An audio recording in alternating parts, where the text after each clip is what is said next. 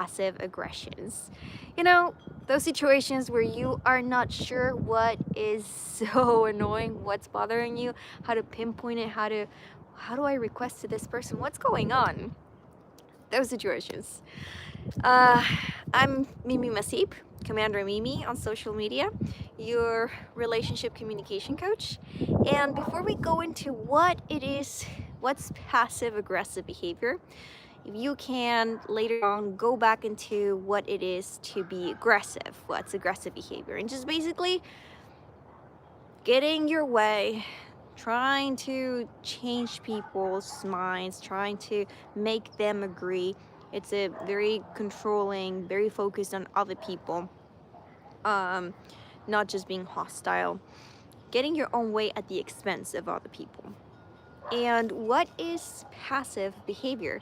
So before we go into passive aggressive behavior, let's go into passive behavior.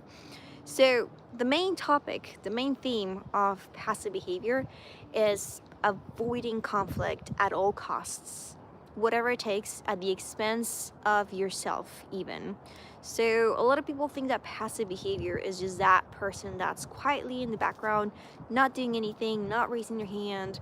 And sometimes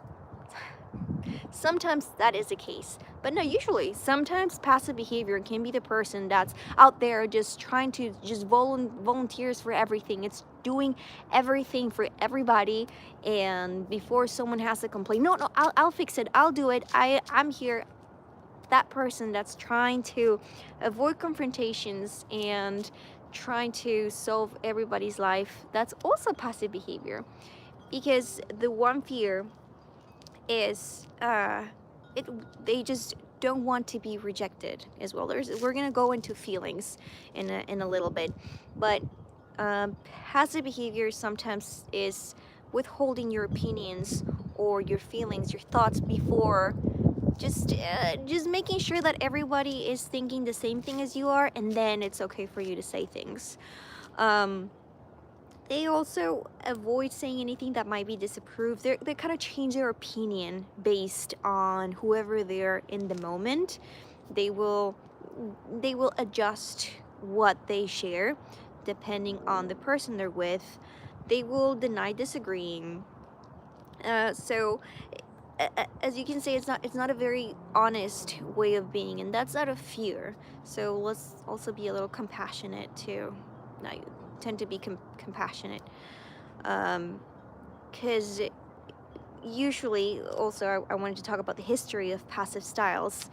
They're brought about in very hard families, very controlling families, um, very harsh parenting. So they usually prefer to just go along with what everybody else is saying, to not be the center of attention, and to not get punished, to not get all the emotional puke from other people. It's just better to let them decide, and I'll just go along in it, and it wasn't my responsibility, it wasn't my fault. So it's better to get out of the way. That's kind of the mindset of the passive behavior. And usually that is, at the end of the day, they're giving control of others about what am I going to do today. Oh, whatever you want. That's fine. It's giving control to other people about what you're going to do. And sometimes it goes into like, do I feel that way? Oh, if you think so, then I feel that way. um, there's a sometimes a lack of attunement of how they feel and what they need. Not all every time is the case. And this ends up being at the expense of themselves. So little by little, passive behavior, they tend to give in to requests, even if they are unreasonable. Sometimes they will try to give in to those requests, try to help everybody around them. And at the end of the day, let's go into feelings. They end up feeling pretty frustrated. They end up feeling pretty angry at the demands of other people, because everybody's putting all these demands on me. Yeah, but we are giving in. So if it's a very helpless situation, it ends up very feeling very frustrating, and also there's that fear of rejection, fear of not belonging, of losing their role. And in the relationships, there's also a lot of resentment. The resentment builds up from feeling so tightened up in tight boundaries. They end up feeling trapped. So those are very negative feelings that end up building up. And the one that is, it's very sad, is the lose of self-respect, because we end up respecting passive behavior. We end up respecting more what other people think, more than what other people feel, because they feel this way, then I should give in. Their needs become more important than our needs. They need this way. I can sleep on the couch, I can sleep on the floor, I'll be fine, even though we will be fine. This is something that I see a lot in a lot of women. I'll be fine. So they end up, if someone's gonna sleep on the floor, it'll probably be me, it's fine. And that behavior ends up setting a pattern of, she'll be fine on the floor, she'll be fine if she doesn't eat. That will keep her happy, she doesn't need that. So that sets a pattern, even though the person that tends to behave passively thinks that this will maybe in the future be repaid because they're being good. It actually sets a pattern. So they continuously end up being on the lower set of the hierarchy, being treated as the lesser, the under. So it's very important that if it's okay for us, this example, the sleeping on the floor, oh no, it's totally fine, I'll sleep on the floor. It's setting up, just communicating, I'm doing this just today, maybe tomorrow someone else, because we're all equal. So that it's very important to remind everybody that we're all equal, that we are doing this for whatever reason, that our needs are not that you know what I'm trying to say. Because I do see that pretty often, and it's pretty sad at the end how it builds. Now, there are people that end up behaving this way so often that they come into what we call the alternating style, where they're used to behaving passively, and then one day they're just sick of it and they explode in anger. I'm tired of this. How can you not respect me? How can and they go full on aggro hostility, and they go into the aggressive side. And then they feel terrible about what they did, and they go back into their passive behavior, saying yes to everybody. So they kind of bottle up emotions and they suddenly explode. That's the alternating style. That doesn't mean that you're passive or you're aggressive or that you're just the alternated. Everyone has some days like that. They just call it the alternating style. Some people have the alternating style also when they are used to behaving aggressive all the time, and one day they just really cannot do that with this certain person. They're just really upset and they want to avoid conflict, so they end up just like throwing their aggression. They want to deny, they want to avoid conflict and responsibility, and then they throw it, and by deniable means, and that makes it a passive aggression. So now, what is passive aggressive behavior? That's whenever you throw a dagger, and it could be, there's a spectrum, okay? There's a big spectrum within the passive aggression, and it can also go into microaggressions, and we're going to talk about that later. But the point is that the aggression is there, the dagger is there, but this person really wants to avoid conflict, so they do it. They do the aggression, and then they do it by deniable means. Sometimes they just outright deny the aggression. I didn't mean to, nope, I didn't, this is not what I did. Or they deny harmful intentions. And sometimes they just avoid responsibility altogether. It wasn't me, it was someone else, it was the traffic, or the consequences of their actions. Whatever happened, I mean, I did this, but that was not the intention, that was not, and they'll deny it. So just we'll talk about apologies later, but like if you hit someone, you accidentally hurt them, you still hurt them. So intention does not deny the consequences, the impact, the impact that your actions had. So we will most likely apologize. Oh, sorry, I didn't really mean to. And sometimes I'll apologize, but we will talk about apologies in a little bit. So I have a list of things that can fall into the passive aggressive behavior. So it's about just talking bad about people behind their backs and then just denying it, saying I didn't do it.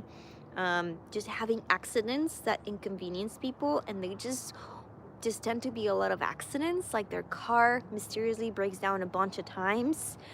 Um, they're the baby had these accidents, so that's why they're late very often. Not finding time to whatever they said they would do. So I know this sounds kind of weird, and but that's because passive aggressive behavior, it's a mix of, they want to keep people happy, so it's a mix of yes, I'll do it. It's fine. It'll be me. Yeah. But I don't really intend to do it. I'll just forget. They think I'm gonna do that, and so they just really want to avoid the confrontation. That is considered an aggression. They develop a headache to not do things, or sometimes they just want to be rescued. So they end up doing things badly because I just can't do this, just because they want to be rescued by someone else. So that's not assertive communication. And that's just inconveniencing people by deniable means. uh, Posting bad reviews online rather than telling the person directly, hey, I didn't like this. Just saying something, but I don't mean it, but not meaning anything by it. So that's very indirect and a very dishonest way of going about things. So remember, assertive behavior, it's the pillar of being respectful to people, respecting their beliefs. No, I don't need to change your mind. I respect what you think. This is what I think. We can debate about this directly. I'm requesting this from you directly, and they just will not say something directly. They just go about pretending. And honestly and vulnerability, this is what I need. Rather, in this people that behave passive aggressively, they will not be vulnerable about what they need. They will pretend that they really do care, that they're there, and at the end of the moment they just will not. Now, some people do it more aware than others. Again, compassion here. Some people that tend to behave passive aggressively, they're just reacting. They're just really going about very fearful. So these are the feelings. They're fearful of being rejected, that if they were more assertive, they would be treated badly. So they're afraid of the emotional reaction that the other person might have if they were honest. So that's a very uncomfortable way of living, just reacting, trying to keep everybody happy, and at the same time having these emotions and just like, oh, I got you. So sometimes it's going to be very, very hard to identify, like, this person keeps on just having accidents and arriving late and inconveniencing me. Like, is this person really trying to hurt me? Maybe not. Maybe that person is just reacting, and at the same time they think, the mindset is, I'm getting away with things. I'm getting away with my own way of doing things at the expenses of others. But they think they're keeping everybody happy. But it's not good, because it's actually, they're not keeping everybody happy. They end up with a reputation of being flaky, of not trustworthy, and maybe liars. So it's good to think if that goes towards, that behavior goes towards the goal, because sometimes they think that that's the right way to be, trying to get away with as many things as they can. So um sometimes some people are not even aware. Like I said, some people are very aware and some are very unaware that they're being passive aggressive. And how are we going to identify this? If it was a passive aggression in our side, it's if the accident happened, yes, they got inconvenienced, and we get this like hint of satisfaction. Well, but I'm glad they suffered for it.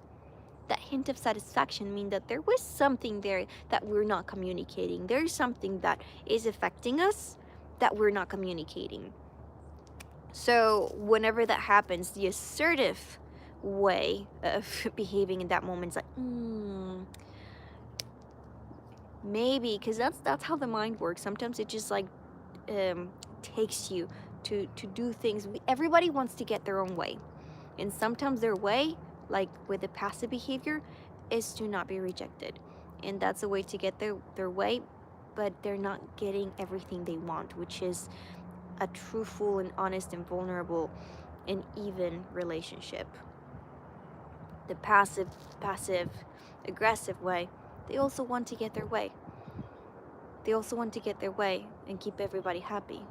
But, so the assertive way is the only way that we can encourage people to be themselves, and at the same time it's like, oh, I this was bothering me, and maybe I just was reacting this way towards you, and I noticed this hint of satisfaction, that I did not mean to, maybe next time. And that's how paying attention to our feelings, how paying attention how our feelings is going to be such a great tool to discover if something that we're needing is not being fulfilled, and then we can go about it assertively. So again, the goal is to get your own way in the passive aggressive behavior, to get your own way with an excuse or some justification that absolves you from any responsibility. But it wasn't me, but it was the traffic, but it was, they closed it off. Something that puts on responsibility on someone else, so people don't reject it or they're not upset with you, if that makes sense. So some people take it so far as to believe that they're entitled. They're entitled to get their own way, even after committing to others. Yes, I said I would. Some people are like, yeah, I said I would be there at 5, but I needed to make my tea. I needed to make myself to talk to this person. So what do you want? You were supposed to wait, Some people are to that, and they don't believe that's an aggression. They're like, no, I'm not totally, but that's inconveniencing someone, and that is going to affect your relationships, and that's what I want to bring up to awareness. So now, talking about apologies, sometimes they will apologize. They'll be like, oh, I'm so sorry, but it just, I didn't mean anything. I forgot about it. I just, I don't know how it happened that it just appeared there. Yeah, no, and they will apologize, but whenever situations keep on happening, then you can request. So this is how to fight it off. Even if it seems like, okay, they keep apologizing, they seem genuine about it, but this keeps happening, these accidents keep happening, this is when we can make our positive request. I know you say that you're sorry about this, you keep and I don't like it. This is my time. So a boundary, again, I'm going all over the place, but remember that a boundary is to protect your space, your time, your energy. So if this is something that's affecting your energy, is affecting your time, you can make a request. A positive request is, instead of I don't want to wait anymore, I would like to know if you're coming. If you're not going to tell me, then maybe I can text you, or next time, to not inconvenience myself anymore, I can just be there. I'm just going to be there late, or I'm going to get there once you're there. And that's just saying what you're going to do to protect your space, your energy, and your time. And sometimes they will apologize in a way that avoids responsibility. So saying, oh, I'm sorry you feel that way. and that usually is, but this is how things are. So I'm sorry you feel that way. It's not an apology. It's not saying I did this hurt, and I'm going to change this. So apologies are a way that we kind of can recognize if the person's taking responsibility or not. That's why it's important whenever people are apologizing for their aggressions or passive aggressions, is next time. The whole purpose of this is dynamics, trying to make dynamics how we want to feel about ourselves and how we want others to treat us, and making our dynamics better and better every day. So if they apologize, then it's okay, so next time, what can we do next time so my needs are respected, and in whatever you want also is respected. So apologizing is a way that we can pinpoint if it was a passive aggression or not, because usually they'll be like, oh no, it was just a joke, I'm just joking, you shouldn't take it that bad. They tend not to apologize more often than not. And they also go with the I don't have bad intentions. Usually they go with the I don't have bad intentions motto, but as I said, having good bad intentions doesn't mean that the consequences, intention does not undo impact. So we apologize maybe for the impact that it had, and because we don't want that, maybe the impact was just that the person didn't like it.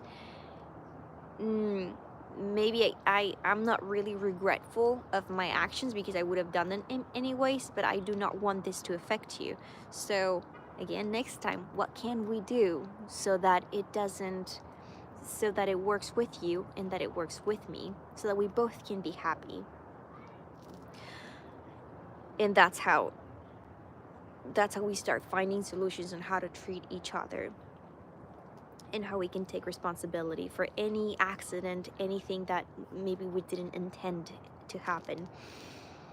And yeah, some passive aggressions are so passive that it's so hard to know if this person is just reacting or what is going on. But that's why it's so important to go back into, like, we don't know,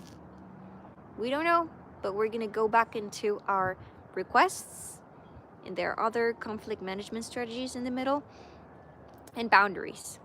That's how we can, even if we don't know if it was a passive aggression or not, if it keeps bothering us, we can start limiting, setting our boundaries. Now, another very important topic that I would like to talk about, we kind of run out of time today, is microaggressions. And so microaggressions are something that maybe that fall within the passive aggressions. They're more within people that are actually sometimes even well-intended. They don't mean anything by it, but they're constantly throwing comments that you're different. That's my daughter. Oh, you're different, you don't belong. Or they assume stereotypes that maybe are not correct. So they have a prejudice and they're acting on this prejudice. And I would love to talk about this in the next video, microaggressions, and kind of self-disclose a little bit about my own experience, because I've gone to med school for it. I'll talk about that history, but the point is that because I value just taking care of myself, and doing my curls takes me 5 minutes at night to do them, but still, I went to school with my curls done, my makeup done, and I would receive microaggressions of people maybe treating me not as if I wasn't smart, and then after the exams they would be like, okay. Okay, respect, and they until then they would treat me differently, but because I used to be, the top of my class. So before that, I would get so many microaggressions, and I don't think it's the same thing. These people do not intend to treat you wrongly, but they will treat you with stereotypes. So how to spot microaggressions? What is that, and why is it so annoying? And how how to fight them off or defend yourself assertively from those. I don't like to talk so much about defense because, again, this is the fight and flight, and that's what will guide us into non-assertive communication styles. Um, but that's easier to understand for the public usually when I talk about it that way. So how we can set ourselves, we can express our needs and request the behavior how we want to be treated, even in the face of microaggressions. That's better said. Okay, so see you next video. Leave me any questions that you have and I will address them in the comments. And so see you next Monday, and please subscribe and hit the bell so you know when I'm doing the video and we can see each other live. See you next week.